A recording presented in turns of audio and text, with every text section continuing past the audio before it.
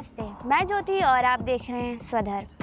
भारत में वक्फ बोर्ड मुसलमानों की धार्मिक और सामाजिक संपत्तियों का प्रबंधन करता है।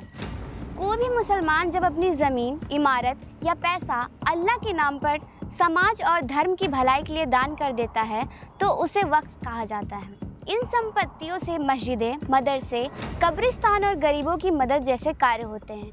यही वजह है कि वक्फ संपत्ति का महत्व करोड़ों मुसलमानों के धार्मिक और सामाजिक जीवन से जुड़ा हुआ है। भाजपा सरकार ने साल 2025 में वक्फ संशोधन नियम पास किया। सरकार का कहना था कि इस कानून का उद्देश्य वक्फ संपत्तियों में पारदर्शिता लाना, गड़बड़ियों को रोकना और जवाबदेही तय करना है।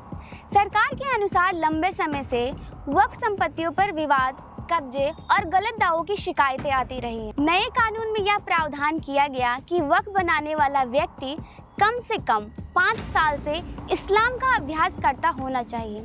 दूसरा बड़ा बदलाव यह था कि अगर किसी संपत्ति पर विवाद हो कि वह वक्फ की है या सरकारी, तो इसका फैसला जिला कलेक्टर करेगा। तीसरा संशोधन वक्फ बोर्ड और केंद्रीय वक्फ परिषद में गैर मुस्लिम सदस्यों की संख्या बढ़ाने से जुड़ा था। सरकार का तर्क था कि इससे प्रबंधन में पारदर्शिता और संतुलन आएगा, लेकिन इन बदलावों का जोरदार विरोध हुआ। विपक्ष और मुस्लिम संगठनों का कहना था कि 5 साल का नियम धार्मिक स्वतंत्रता के खिलाफ है।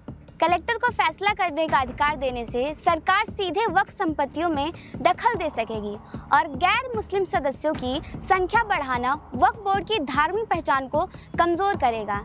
AIMIM नेता असदुद्दीन ओवैसी ने इसे वक्फ को ख़त्म करने की कोशिश बताया। जब यह विवाद सुप्रीम कोर्ट तक पहुंचा, अदालत ने बड़ा फैसला सुनाया।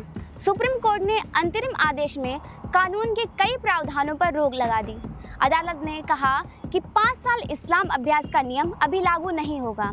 जिला कलेक्टर को वक्फ और सरकारी ज़मीन के विवाद तय करने का अधिकार भी निलंबित रहेगा। वक्फ परिषद और बोर्ड में गैर मुस्लिम सदस्यों की संख्या पर भी सीमा तय कर दी गई है, यानी यदि 10 मेंबर हैं तो उनमें से सिर्फ 3 गैर मुस्लिम सदस्य होंगे। साथ ही कोर्ट ने यह स्पष्ट किया कि जब तक विवादित संपत्तियों पर कोर्ट अंतिम फैसला नहीं दे देता, तब तक उन पर किसी तीसरे पक्ष का अधिकार नहीं बनाया जाएगा।